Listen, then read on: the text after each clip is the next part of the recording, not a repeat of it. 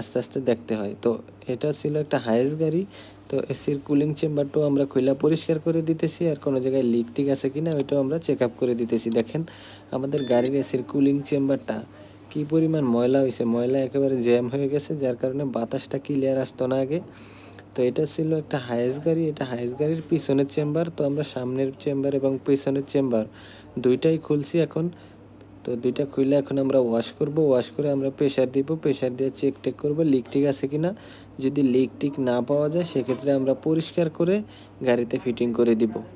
তো আপনার যে কোনো গাড়ি হোক, গাড়ির এসি সিস্টেম চেষ্টা করবেন প্রতি ১.৫ থেকে ২ বছর পর পর সার্ভিসিং করা। এই সার্ভিসিংটা করলে আপনার গাড়ির এসি সিস্টেম থেকে স্বাস্থ্যকর বাতাস পাবেন। তাছাড়া গাড়ির এসি সিস্টেম পরিষ্কার রাখলে, ধুলাবালি এগুলো পরিষ্কার রাখলে আপনার গাড়ির এসি সিস্টেম থেকে সবচেয়ে ভালো সার্ভিসটা আপনি পাবেন।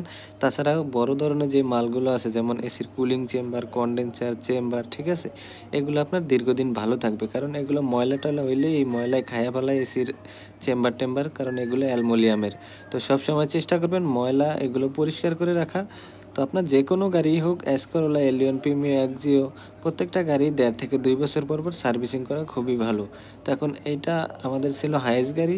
তো এই গাড়িটার কাজটা কমপ্লিট। এখন এসিটা খুবই ভালো ঠান্ডা হইতেছে। তো আমাদের চ্যানেলে অনেক ভিডিও দেওয়া আছে, আপনারা চাইলে দেখতে পারেন। তো থ্যাংকস ফর ওয়াচিং।